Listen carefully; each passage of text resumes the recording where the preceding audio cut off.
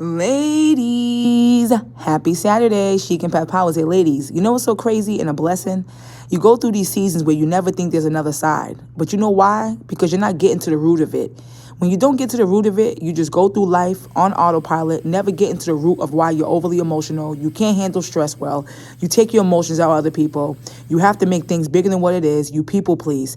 Your girl is happy. She got back to her art, design, fashion, her sketchbook, having the passion again, having the drive and excitement for my life again after experiencing so much trauma these last 7 years. It's a beautiful thing, ladies. Don't give up on yourself and don't be a victim and blame somebody outside of yourself and let something get so much power.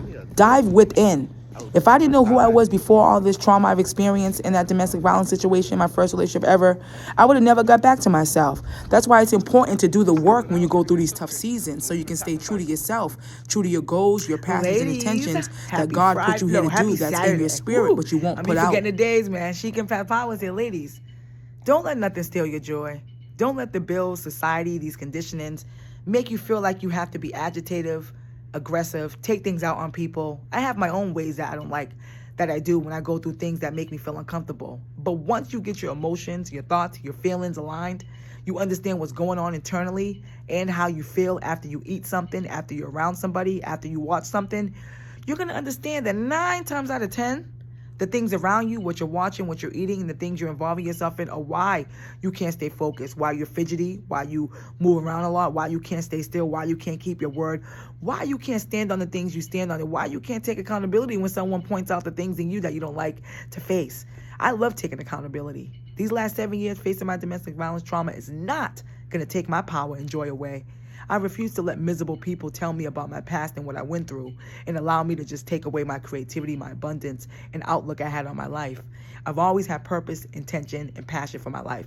I get that from my dad. He passed away in January, and when he passed, I said, wait a minute. I'm never going to lose that spark, that joy, that happiness, that freedom, that smile. Every day is tough. But facing my domestic violence trauma, understanding what I need to eat, what I need to watch, who I don't need around me no more is why I'm back to my focus, my disciplines, and I keep myself aligned with a routine for my self-care, my wellness. That keeps you going. It's not these materials and trips and things you think you need to make yourself feel good. Get to the root of it.